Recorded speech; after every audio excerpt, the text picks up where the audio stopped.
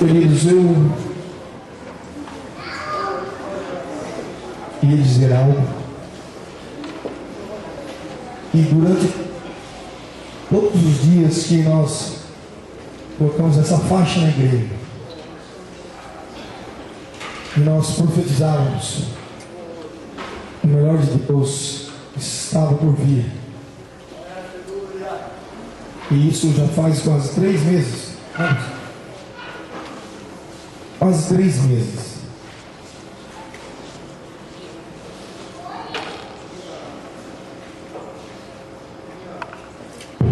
A minha expectativa do acampamento era muito grande em relação ao que Deus estava por fazer. E eu acredito, desde sexta-feira nós estamos aqui e eu tenho visto Deus trabalhar de uma forma tremenda e poderosa. E nós temos visto Deus trabalhar em algo que não é visível, mas foi materializado nessa canção que as meninas lançaram. E nós cantamos: amai-vos uns aos outros, sujeitai-vos uns aos outros. Aquele que quiser ser o primeiro, sirva a todos. E eu gerei uma expectativa muito grande dentro do meu coração, pelo que nós conhecemos de acampamento e de encontros como esse. E essa expectativa que foi gerada dentro de mim me trouxe uma ansiedade muito grande. E eu tinha reservado tudo para ontem. E depois que o culto acabou ontem, talvez por conta do cansaço, do cansaço físico, eu acabei de cantar e eu quase não consegui chegar na cadeira, tão cansado que eu estava. E fui embora para casa, dobrei meu joelho e pedi perdão a Deus, porque eu esperava tanto o melhor de Deus, talvez eu não dei o meu melhor. Cheguei com tanta expectativa, mas saí frustrado. Não com Deus, porque Deus sempre faz a parte dele, querido. Acredite nisso. Deus sempre cumpre a sua palavra. Deus faz a sua parte. Somos nós que falhamos. E eu cheguei ontem em casa, orei, e Deus me perdoe. Aonde eu falhei, onde eu estou falhando, porque eu quero ver o melhor de Deus para a minha vida. Quantos querem?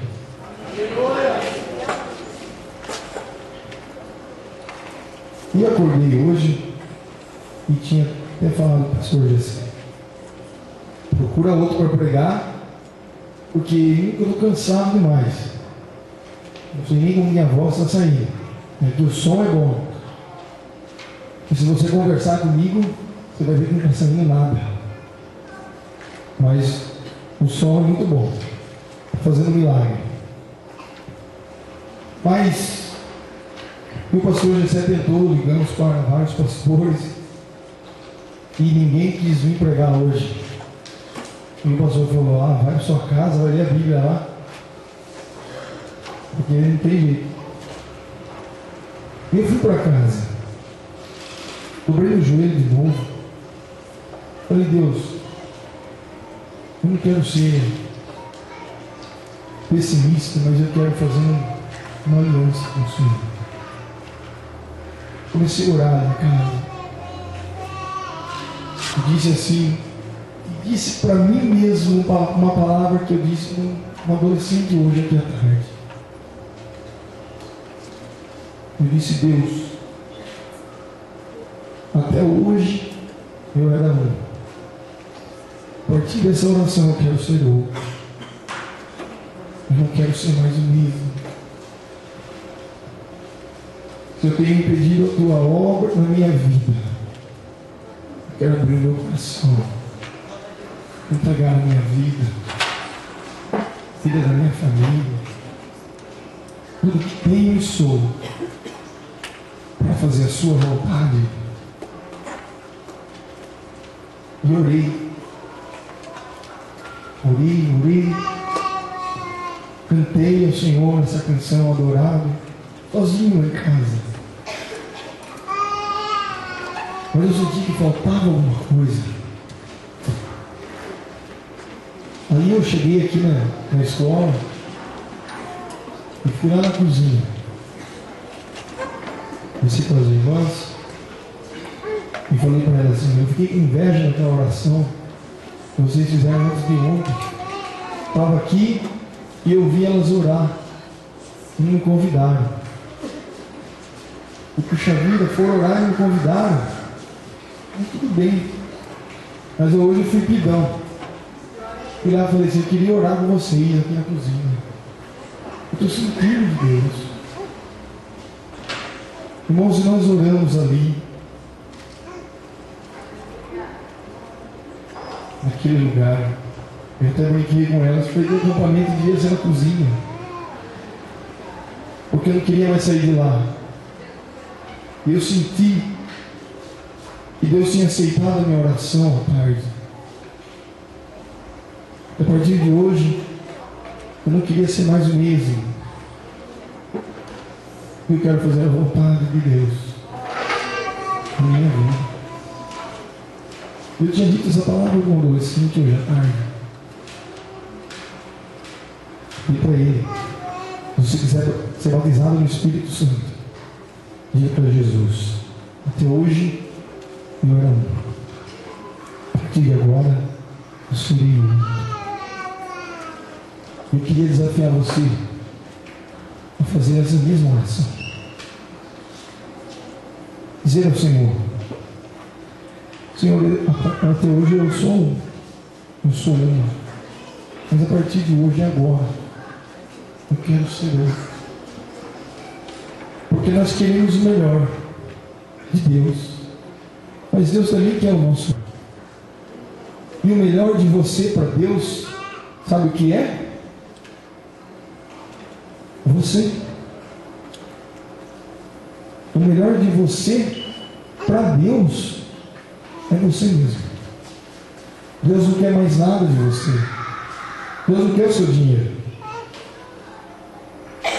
Deus não quer o seu carro. Embora tudo isso é muito bom, na igreja. Mas Deus, Ele quer você. Deus não vai encher de poder o carro. Deus não vai encher de poder a casa. Deus vai te encher. O Espírito Santo vai encher a sua vida. Ele vai trabalhar no seu coração. Então é isso que você tem que entregar para Deus. É muito simples. Eu gostaria de ler com você o que eu li ontem, que é o tema do nosso acampamento. Primeiro livro de Coríntios, capítulo 2, versículo 1 em diante.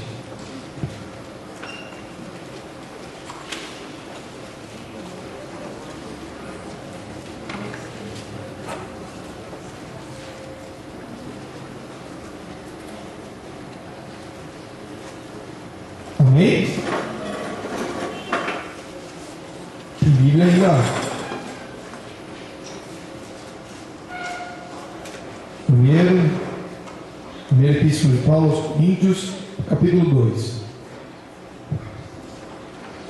Diz assim a palavra de Deus: e eu, irmãos, quando fui ter convosco, anunciando-vos o testemunho de Deus, não fui com sublimidade de palavras ou de sabedoria, porque nada me propus saber entre vós, senão a Jesus Cristo e este crucificado.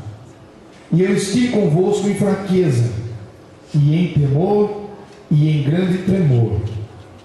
A minha palavra e a minha pregação não consistiram em palavras persuasivas de sabedoria humana, mas em demonstração do Espírito e de poder, para que a vossa fé não se apoiasse em sabedoria dos homens, mas no poder de Deus.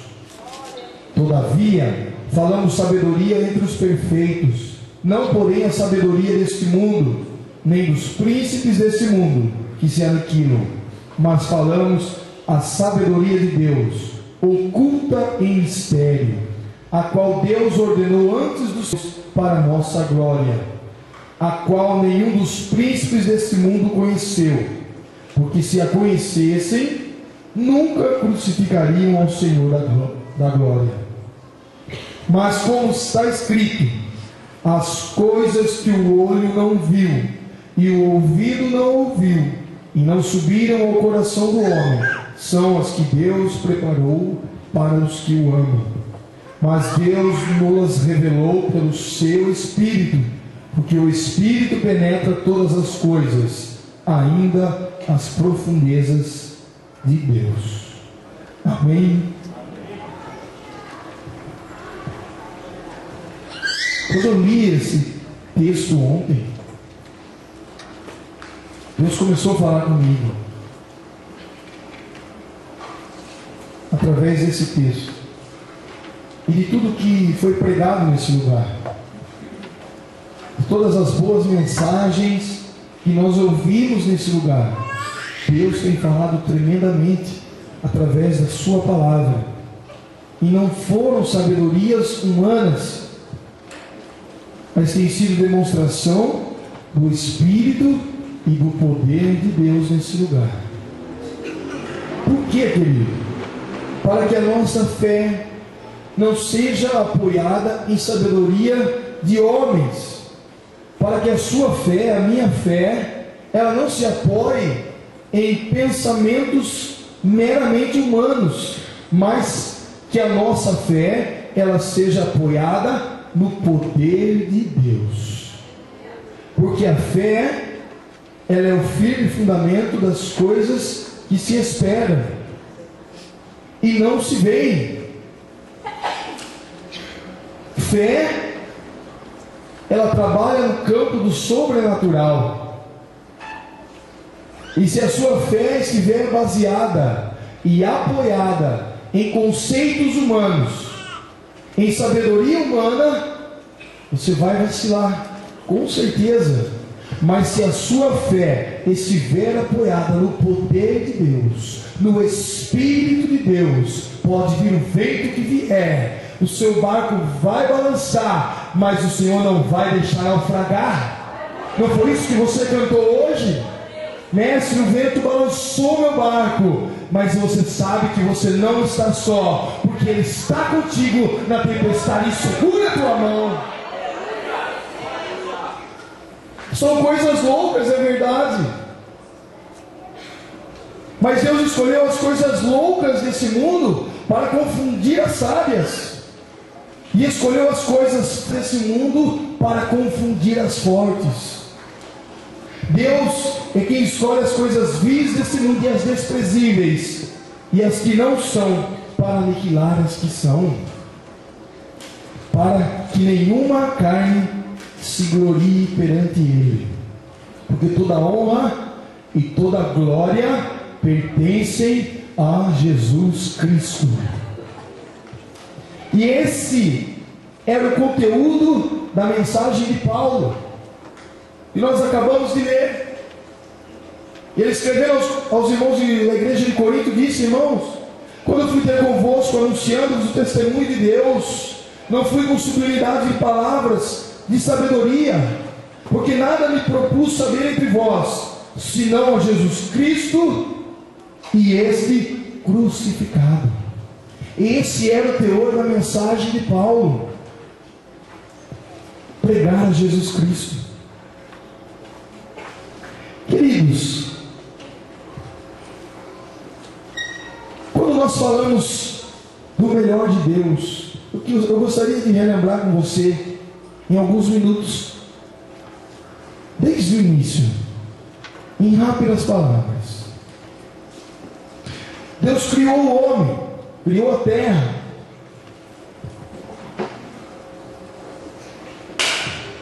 E quando Deus cria o homem no jardim do Éden, no paraíso, Adão estava no jardim do Éden, juntamente com Eva, no paraíso. O que mais ele poderia querer?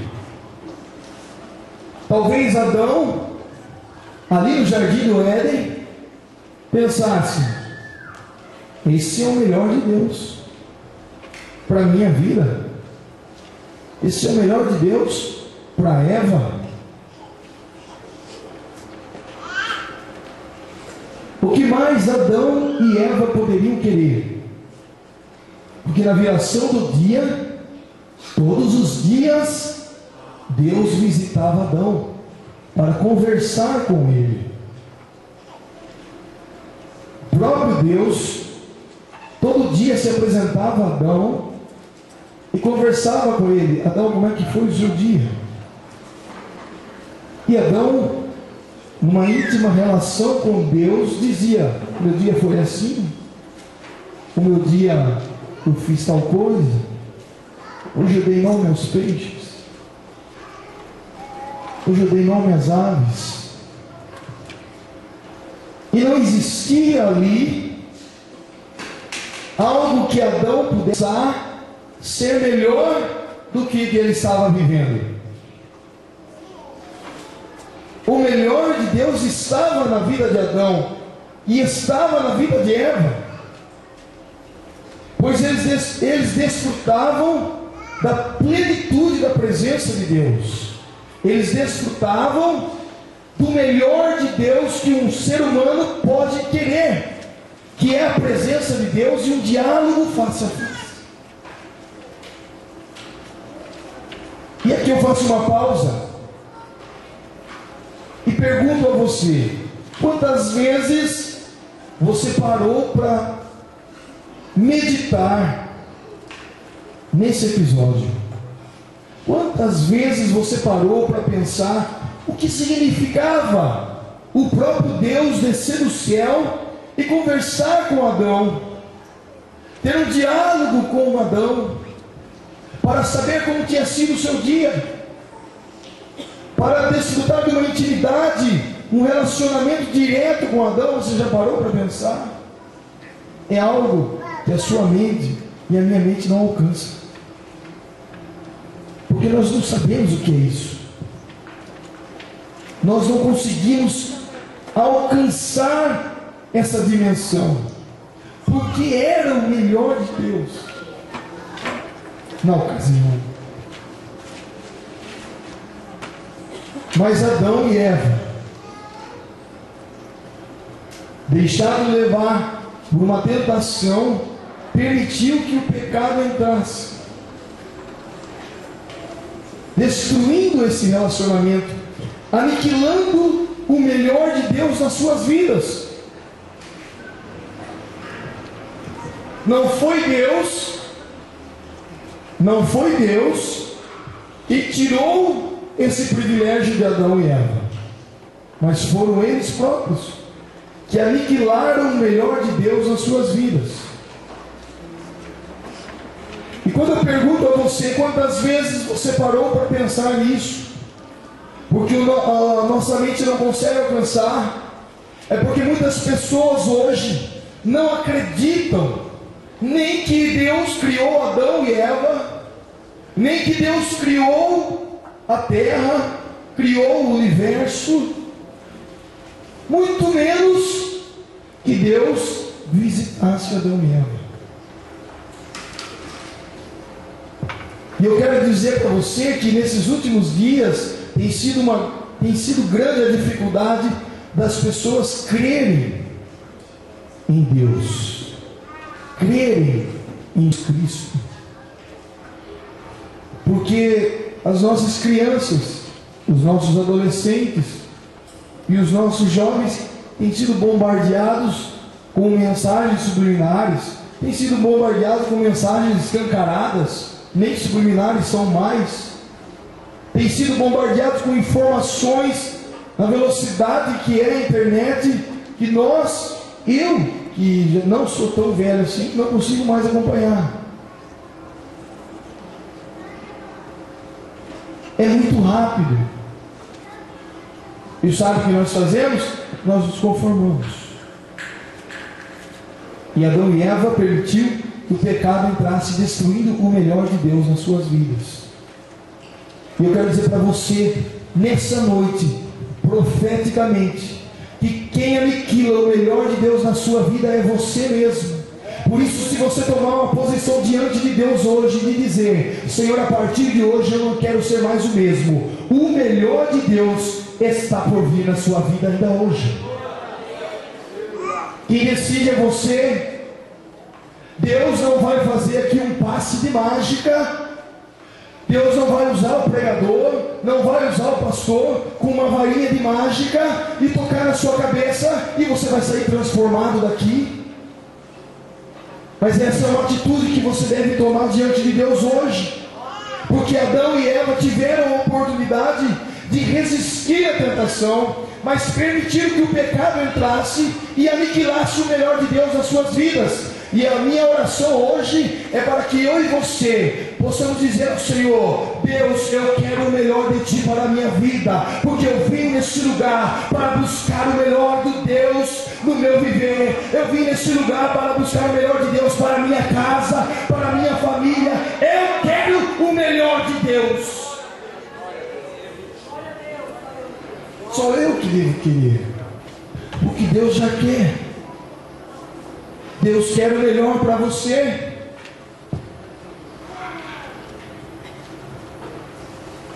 Mas, querido, quando o pecado entrou,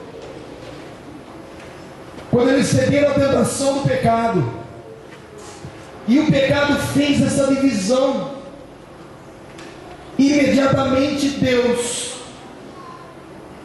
fez uma promessa gloriosa. E disse para Adão e Eva que da semente da mulher iria nascer um varão que iria pisar a cabeça da serpente. Da semente da mulher iria nascer um varão que ia pisar e esmagar a cabeça da serpente. Deus então, ali em Gênesis, no capítulo 3, faz uma promessa.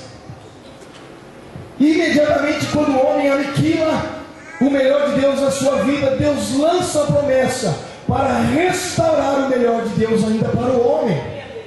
Porque Deus é o Deus que restaura as coisas. Ainda que você erre, ainda que você tropece, porque o cair é do homem e o levantar é de Deus. Mesmo quando você erra, Deus ele é misericordioso para perdoar os nossos pecados, para purificar toda a nossa imundícia e nos lavar no sangue de Jesus, para estarmos diante de Deus novamente. E você está aqui nessa noite para receber o melhor de Deus na sua vida. Deus então faz essa promessa. E queridos, deixa eu contar para você uma coisa. Quando Deus faz essa promessa, que da semente da mulher iria nascer um varão, que ia pisar na cabeça de Satanás, a partir daí, o diabo começou a ficar preocupado, porque ele sabia que toda vez que uma mulher ficasse grávida, toda vez que o diabo via uma mulher grávida, ele começava a tremer. Porque ele pensava: será que é agora? Será que é agora? Ao mesmo tempo que Adão e Eva foram anunciando aos seus herdeiros, aos seus filhos, os filhos dos seus filhos, que da semente da mulher Deus iria então trazer um Salvador.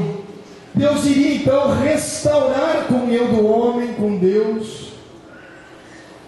A partir desse episódio, enquanto o diabo se preocupava, os homens se alegravam. Por isso que lá em Israel, os judeus eles gostam de ter filhos, porque Quando eles ouviram isso de Deus, ia nascer um varão, filho. Vamos fazer filho, porque vai nascer o Messias. A promessa de Deus prometeu. Eles se baseavam na promessa de Deus nas suas vidas. Quantos têm promessa aqui hoje? Deixa eu ver. Levante sua mão se você tem promessa na sua vida. Se você tem promessa, diga glória a Deus. Sabe por quê? Se você tem promessa, Deus vai cumprir. Aleluia.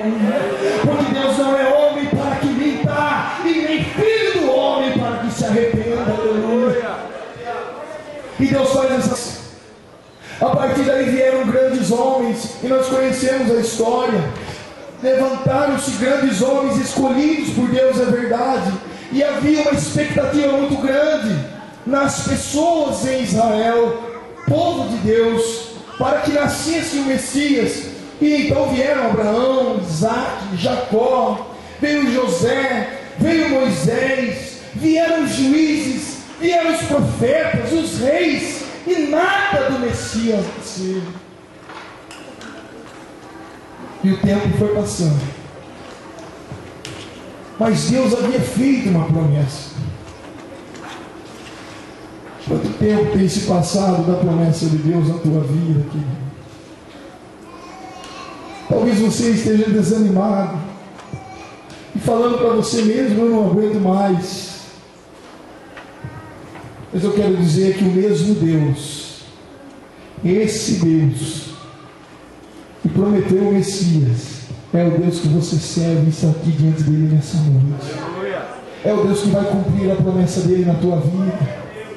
Se você se colocar diante dele, se você fizer aquilo que está escrito aqui, Deus preparou as coisas para aqueles que o amam. Se você ama a Deus, eu disse isso aqui ontem, se você ama a Deus, Ele vai cumprir todas essas coisas na sua vida. Se você ama realmente a Deus, Deus vai cumprir tudo o que Ele tem prometido a você. E passaram-se mais ou menos 2000 anos. Centenas de homens se levantaram e foram usados por Deus, e eles esperavam a promessa do Messias se cumprir. E todos eles foram grandes homens de Deus. Esses que eu disse aqui: Abraão, Isaac, Jacó, José, Moisés, Samuel, profeta Isaías, o rei Davi, foram grandes homens de Deus, mas não era o melhor de Deus. Porque quando Deus fala que Ele tem o melhor, quando Deus fala que Ele tem o melhor para mim, que Ele tem o melhor para você, querido, não é nada do que você pensa. Porque quando Deus tem algo de melhor para mim, quando Deus tem algo de melhor para a sua vida, é coisa que o olho não viu, é coisa que o ouvido não ouviu, nem subiu ao coração do homem, é coisa que vem do céu para a sua vida. Não é nada do que você conhece, não é nada do que as pessoas falam para você, mas vem direto do trono de Deus para a sua vida, direto para o seu coração. Aleluia. E se você quer, receba em nome de Jesus. Receba o melhor de Deus na sua vida hoje. Aleluia. Ah, pastor, mas parece que eu não estou sentindo nada. Lembra que eu disse que a sua fé não pode estar baseada em sabedoria humana, mas no poder de Deus. A sua fé tem que estar baseada, firmada, alicerçada no poder e na glória de Deus. Coloque a sua fé hoje no céu, coloque a sua fé hoje na glória de Deus. Pegue a sua fé e coloque no Espírito de Deus. Tire do natural e leve para o sobrenatural, para que a palavra de Deus seja rema na sua vida nessa noite, em nome de Jesus. E o melhor de Deus, depois de 2000 anos que se passaram, chega então a terra. Do céu vem o Cordeiro de Deus, que tira o pecado do mundo. É chegado o Messias, e Deus começa a anunciar às pessoas, e nós sabemos a história. Os reis magos foram até lá e adoraram o Messias ali naquela manjedoura. Eles foram lá e se prostraram diante do Rei dos Reis. Adoraram um bebezinho. Era uma criança, um nenê que estava ali. Imagine, querido, reis poderosos, ricos, chegar diante de um bebê e depositar ouro, mirra, aloés, se curvar e adorar uma criança,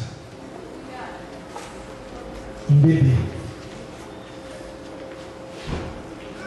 Quem viu uma cena dessa, no mínimo, deve ter dito: os caras ficaram loucos. Esses caras estão pirados. Mas Deus escolhe as coisas loucas desse mundo para confundir as sábias. Aleluia! Deus trabalha na onde você menos espera. Deus trabalha onde você não está pensando. Deus trabalha onde você não imagina. Deus começa a usar as pessoas que você nunca sonhou. Mas Deus escolhe as coisas loucas desse mundo para confundir as sábias. Deus escolhe aquilo que não é para aniquilar aquilo que é. E você tem que crer. Esse Jesus que chegou à terra, esse Messias anunciado, esperado, desejado, que era o melhor de Deus, inicia seu ministério terreno. E havia uma expectativa muito grande das pessoas em cima dele. Havia uma expectativa na vida das pessoas que viviam aquela época acerca da pessoa do Messias. Eles imaginavam o Messias que iria empunhar uma espada, que ia enfrentar Roma e declarar uma grande guerra e libertar o povo de Israel. Era isso que eles esperavam. Mas veio Jesus e começou a pregar que a vida ela é mais do que o alimento, que o corpo é mais do que a roupa que a gente usa. O discurso de Jesus começou a destoar daquilo que as pessoas esperavam. O discurso de Jesus começou a dar dor de ouvido nas pessoas. Não era aquilo que eles queriam ouvir. Eles olhavam para Jesus, não viam uma espada, não viam um cinturão, não viam roupas de guerreiro. E esse Jesus começa a pregar essas coisas, começa a dizer que tinha nascido numa manjedoura, que ele não tinha nem onde reclinar a sua cabeça. E essa mensagem começou a frustrar as pessoas. Essa mensagem começou a chatear eles. E começaram a dizer: epa, será que ele é? Será que é o Messias? E eles começaram a ficar preocupados.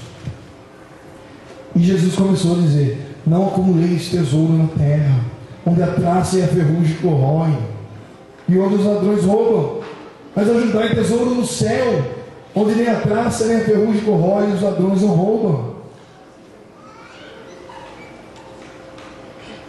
Começou a dizer que os homens não podiam servir a Deus e as riquezas. Começou a dizer que as pessoas tinham que ser um. Aquele que queria ser o primeiro tinha que servir a todos. Aquele que queria ser o maior tinha que ser o menor. E esse discurso começou a irritar as pessoas. Começou a irritar aquele povo que havia esperado tantos anos por centenas de homens que foram usados e não tinham chegado ao nível daquilo que eles esperavam, pois sempre se frustravam e talvez tivessem pensado: esse aí é mais um. Irritaram tanto ao ponto de pegarem a Jesus e o crucificarem. Mas sabe por que isso aconteceu, querido? Paulo diz aqui que nenhum dos príncipes desse mundo conheceu, porque se conhecesse nunca crucificariam ao Senhor da glória. As pessoas estavam cegas, com a sua visão turva, com os seus ouvidos agravados. O foco deles tinha mudado. É mais ou menos parecido com o que nós conhecemos hoje a respeito desse evangelho da prosperidade, esse evangelho que leva as pessoas a colocarem o foco aqui na terra, de colocarem a sua visão na terra, os seus olhos só naquilo que vê, só naquilo que pode tocar, só naquilo que ele conhece. Ele não aceita nada daquilo que está escrito na palavra de Deus, só aquilo que ele sabe. Está cego e está surdo. E as suas expectativas por estarem aqui na terra, no visível e no tangível, fizeram com que eles crucificassem a Jesus. Mas pare para pensar. Naqueles dias existiram aqueles que creram na palavra de Jesus. Existiam aqueles que andaram com Jesus, seus discípulos. Eles estavam com Jesus. Eles ouviram palavras de Jesus, dizendo assim para eles: como o Pai me amou, também eu vos amei a vós. Permanecei no meu amor. Começaram a ouvir coisas que ninguém tinha ouvido. Eles começaram a ouvir. Começaram a ver coisas que ninguém tinha visto. Eles estavam andando com Jesus. Eles acreditaram que Jesus era o melhor de Deus. E começaram a ver paralíticos andarem. Começaram a ver os leprosos serem curados 10 de uma vez. Eita, Jesus bom! Quando cura, já cura logo de monte. Jesus, quando ele faz, é de monte. Jesus não faz nada de pouco. Porque nós servimos um Deus que nos dá vida e vida em abundância. Amém? Então, eles começaram a ouvir. E Jesus disse para eles assim: vós sereis meus amigos, se fizerdes o que eu vos mando. Quem quer ser amigo de Jesus aqui? Você quer fazer o que Jesus manda? Quer fazer o que Jesus está mandando? Então vamos ver. Jesus disse: já não vos chamarei servos, mas tenho-vos chamados amigos. Começaram a ouvir de Jesus. Eles eram amigos de Jesus. Enquanto as pessoas odiavam Jesus, eles estavam desfrutando da comunhão novamente. Deus estava restabelecendo a comunhão do homem com ele através de Jesus. E começaram a ouvir as palavras de Jesus. Jesus disse para eles: porque tudo que eu ouvi do Pai vos tenho feito conhecer. Tudo que Jesus tinha ouvido do Pai, ele anunciava aos seus amigos. Porque os servos não conhecem o que o seu Senhor diz, mas os amigos compartilham. E Jesus tinha os seus discípulos como amigos. E ele disse: na verdade vos digo, que vós chorastes e vos lamentareis, e o mundo se alegrará, e vós estareis tristes, mas a vossa tristeza se converterá em alegria. Ele começou a dizer essas coisas, e os discípulos começaram a receber as palavras de Jesus. E então Jesus é crucificado.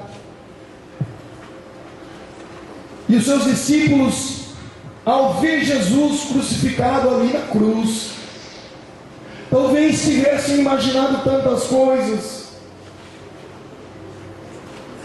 porque eles tinham andado com Jesus no mínimo 3 anos, e todos os dias ouviam as palavras de Jesus, eram ministrados por Jesus. A sua rotina era ver os paralíticos andarem, a sua rotina era ver os cegos enxergarem, os mudos falarem e os surdos ouvirem. Essa era a rotina dos seus discípulos, ver os milagres, ver o melhor de Deus nas suas vidas. Essa era a rotina dos discípulos, ver o milagre de Deus, ver a glória de Deus. Aleluia. Oh, aleluia.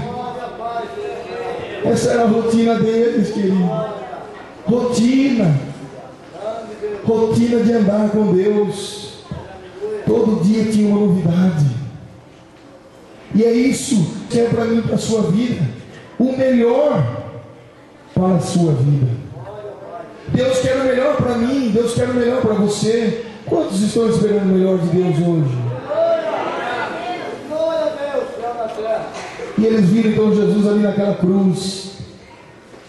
Tudo que eles tinham ouvido, tudo que eles tinham presenciado e aprendido, estava ali crucificado. Dá para pensar, quando nós perdemos um ente querido, um parente, um amigo muito chegado, nós vamos para o velório e nós choramos, porque a dor da separação é muito grande. Embora o nosso consolo seja de estarmos juntos no céu, mas a dor da separação é muito grande. E eles observavam Jesus naquela cruz, e tantas coisas passavam pela cabeça deles nos momentos com Jesus. E eles viram Jesus ser levado ao túmulo. Isso significava para eles que o melhor tinha ido embora. Tinha durado 3 anos. E a Bíblia conta, queridos, que os discípulos, um foi pescar, o outro foi lá procurar seu emprego de volta, e eles ficaram desanimados e cabisbaixos. Jesus não tinha dito para eles: na verdade vos digo que chorastes e vos lamentareis, e o mundo se alegrará, e vós estareis tristes. E foi o que aconteceu. O melhor de Deus acabou. E quando eles estavam lá reunidos na pescaria,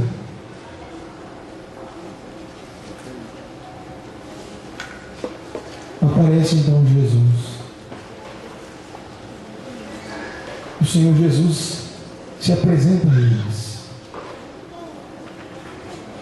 Aquele episódio que ele disse para Pedro: Pedro, tu me amas? Apacenta meus ovelhas. Por 3 vezes Jesus diz para Pedro.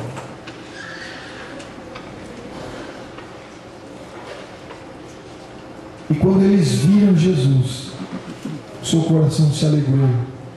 Tudo que eles tinham vivido com Jesus voltou à tona, porque Jesus estava lá outra vez. E eles se animaram, e o coração deles se encheu de alegria, e eles até começaram a sapatear: o Jesus está de volta, agora nós vamos ressuscitar mortos, e nós vamos curar os enfermos, e nós vamos expulsar os demônios. Ficaram animados, porque Jesus estava lá, o melhor de Deus estava de novo com eles, e eles se alegraram. Oh, aleluia, porque Jesus estava lá, e Jesus estava lá, e Jesus está aqui. Está aqui Jesus. Está aí Jesus, tá? Jesus está aí? Jesus disse para eles: e a vossa tristeza se converterá em alegria. E quando eles viram Jesus, eles começaram a pular, e começaram a glorificar, e começaram a lembrar tudo de novo. E nós vamos para arrebentar, e vamos abrir igreja em tudo quanto é cidade, e vamos fazer tudo de bom, porque Jesus está conosco de novo. E eles estavam conversando com Jesus, e Jesus falando com eles, e Jesus sumiu. E eles ficaram assim. Ficaram assim. Ficaram assim. Foi embora de novo. E agora? Acabou. E eles ficaram olhando para o nada, queridos. E a Bíblia conta, lá em Atos,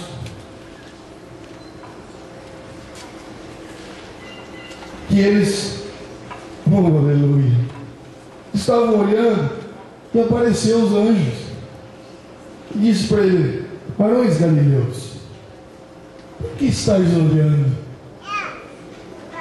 Esse mesmo Jesus, aleluia, vocês viram subir, do mesmo jeito que ele subiu, ele vai voltar.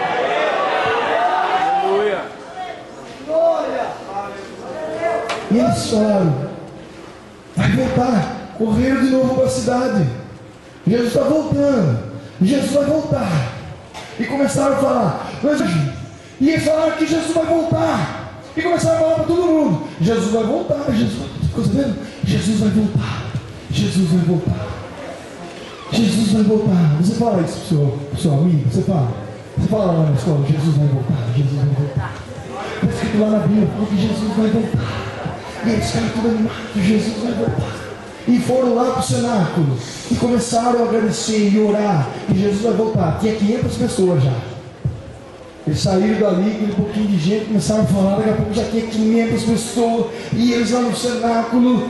E Jesus vai voltar um dia. Jesus vai voltar 2 dias. Jesus vai voltar 3 dias. Jesus vai voltar. Eles vão falar que Jesus vai voltar. 4 dias, Jesus vai voltar. Já devia ter uns 300. Jesus vai voltar, vai voltar. A congregação estava cheia, tinha 300, tá bom. 5 dias, 6 dias. Jesus vai voltar, daqui a pouco, 10 dias, só tinha 120. Tinha mais ou menos o que tem aqui. Mistério, hein? Não é? Tinha mais ou menos o que tem aqui, glória. Mas aqueles que estavam ali, a Bíblia diz que eles estavam perseverando anos. Jesus vai voltar, Jesus vai voltar. Eles acreditavam. O coração deles fervia, porque eles criam na promessa que o melhor de Deus estava por vir. E sabe o que Jesus tinha dito para eles? Lá em João capítulo 14, abra comigo lá, queridos. Vamos ver lá João, rapidinho. Capítulo 14. Acabando, viu, pastor? Estou vontade de voltar meia-noite. Glória. Jesus capítulo 14. Abra sua Bíblia então, querido. Glória a Deus, aleluia. Capítulo 14, versículo 15 diz assim: Jesus, tendo uma conversa com seus discípulos, antes de morrer, antes de ser crucificado, Jesus disse para eles assim: se me amardes, guardareis os meus mandamentos. E eu, Jesus, rogarei ao Pai. Olha o que Jesus falou. E Ele vos dará outro Consolador. Diga assim: outro Consolador, para que fique convosco para sempre. Olha os discípulos, irmão, eles eram meio lerdinhos. Bia, fala baixinho e conta para ninguém. Eles eram meio lerdinhos. Eles não pescavam na hora. Para que fique convosco para sempre o Espírito da verdade, que o mundo não pode receber, porque não o vê, nem o conhece, mas vós o conheceis. Vós o conheceis. Sabe por quê? Porque habita convosco e estará em vós. Ele habita convosco e estará em vós. Sabe quando Jesus disse: eu rogarei ao Pai e Ele vos dará outro Consolador? Essa palavrinha outro, no grego é uma palavra alon. Alon? Não é? Assim que fala? Que significa outro da mesma espécie. Não é um outro. Uma garrafa, outra garrafa. Certo? Uma garrafa e outra garrafa são iguais? Não são iguais. Uma é azul, uma é verde. Não é halo. Essa aqui não é halo, porque não são iguais. Mas Jesus disse: eu rogarei ao Pai e Ele vos dará outro igual a mim, e Ele estará em vós. E depois do 18, Jesus diz assim: não vos deixarei órfãos, voltarei para vós. E quando Jesus falou que ele ia rogar ao Pai para que enviasse outro da mesma espécie, esse Espírito Santo é o próprio Deus, o próprio Jesus. E os discípulos estavam ali orando e buscando e dizendo: Jesus vai voltar, porque Ele disse que não ia deixar a gente órfão. Ele falou que ia voltar.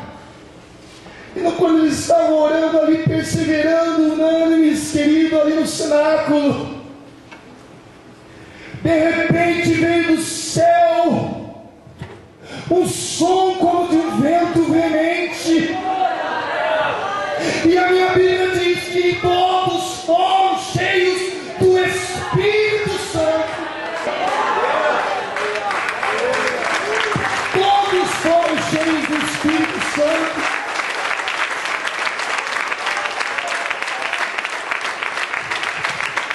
E a Bíblia diz que eles estavam perseverando unânimes, dizendo: Jesus vai voltar, Jesus voltará, Jesus vai voltar. Porque é isso que o Espírito Santo começa a fazer dentro de mim, dentro de você. Dizendo assim, o Espírito Santo vem e fala assim: Jesus, Ele morreu na cruz, Ele ressuscitou, mas Ele vai voltar. Essa era a mensagem, o caráter da mensagem de Paulo. Paulo disse: eu prego a Jesus crucificado, mas o Jesus que ressuscitou no terceiro dia e está sentado à direita de Deus, e enviou o Espírito Santo, o Consolador. Sabe quem é esse Espírito? É o Espírito Santo, o Espírito da graça, o Espírito da sabedoria, o Espírito de Deus, o Espírito de poder, o Espírito de ousadia, o Espírito do nosso Deus, o Espírito eterno, o Consolador, o bom amigo, o Espírito de fogo, o Espírito da unção, o Espírito da glória de Deus, o Espírito do poder de Deus. Aleluia. Oh, recanta a bassurianda de manaias. É esse Espírito Santo que Jesus disse. Que Jesus disse que iria deixar no seu lugar. E Ele está aqui. E Ele está aí. Está na sua vida, querendo produzir frutos agradáveis a Deus. querendo distribuir os dons, querendo transformar a sua vida, querendo mudar a sua vida.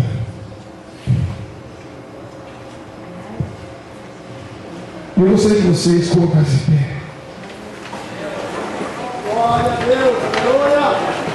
Glória a Deus, Deus na terra! Glória, Pai celestial! Aleluia! Glória ao teu nome, Senhor! Não aguento mais pregar aqui. Daqui para frente é com você, Deus. Daqui para frente o mistério é entre você e o Espírito Santo. Eu vou entregar essa mensagem agora diante do Senhor, para que Ele opere na sua vida. E o Deus que Ele disse que vai batizar no Espírito Santo hoje. O Deus que eu sirvo, Ele disse que vai curar hoje.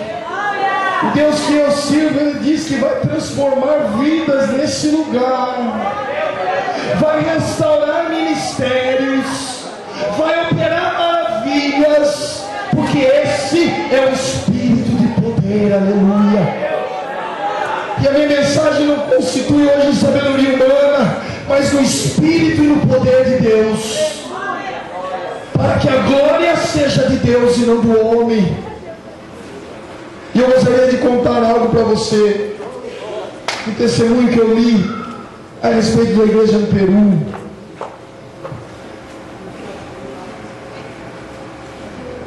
Lembra que eu disse para você no início?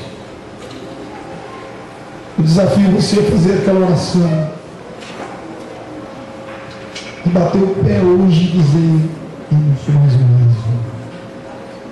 Porque se você fizer isso, aleluia, Deus vai te pegar. O Espírito Santo vai transformar a sua vida.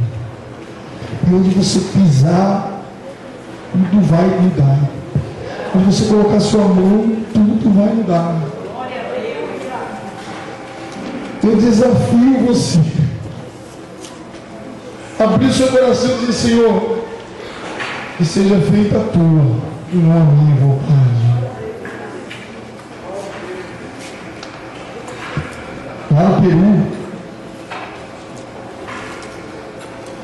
existem os guerreiros de sendeiro luminoso. Espera no Peru não. E eles andam armados, fortemente armados, com aqueles fuzis, aquelas metralhadoras. E eles entraram numa igreja onde os irmãos estavam orando, estavam lá no culto, cultuando a Deus, como aqui, querido. E de repente entrou aquele bando de fuzileiros, de guerrilheiros, e subiram no púlpito e apontaram a metralhadora para todo mundo na cabeça do pastor. E disseram assim: nós vamos dar uma chance aqui. Quem quiser negar esse Jesus que você serve, pode sair. Aqueles que quiserem negar a sua fé e quiserem negar a Jesus, pode sair. E saiu 12 dentro da igreja. 12 contando com o pastor. Não são 12 pessoas. E eles estavam ajoelhados, com fuzíveis na cabeça. E de repente eles ouviram tiros lá fora.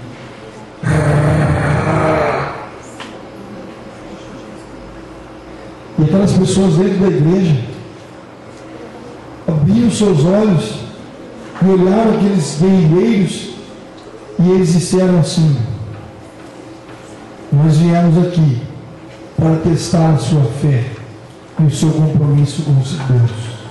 Aqueles que negaram não eram dignos de servir a esse Deus e morreram todos lá fora. Mas aqueles que ficaram na igreja começaram um grande avivamento no Peru. Através daquelas 12 pessoas, Deus levantou uma igreja poderosa no Peru, que está evangelizando aquele país e ganhando aquele país para Jesus, porque eles não negaram a sua fé, porque porque eles não negaram o seu compromisso com Jesus Cristo. E o meu desafio a você nessa noite é esse, de você se colocar diante de Deus e dizer: custe o que custar, eu vou estar diante de Deus. Venha o que vier, eu quero esse Deus, eu quero Deus na minha vida, eu quero servir esse Jesus, porque esse Jesus que nós servimos vai usar a sua vida para ganhar a sua família. Esse Jesus que nós servimos vai usar você para ganhar os seus amigos para Jesus. Porque, sabe por quê? Porque eles estão indo para o inferno e você não está fazendo nada. Eles estão indo para o inferno e você está vendo de camarote. Mas hoje Deus escolheu essa noite para transformar as nossas vidas, para transformar as crianças, os jovens e os adolescentes com o Espírito Santo e com o poder. Por quê? Porque Jesus deixou o Espírito Santo no seu lugar. Porque se Jesus estivesse aqui, a gente ia estar como os discípulos, não é? Vamos lá, vamos chutar, vamos pular. Mas eu quero dizer para você, Jesus está aqui, porque Ele disse assim, Ele disse assim: eis que estou convosco todos os dias, até a consumação do século. Aleluia!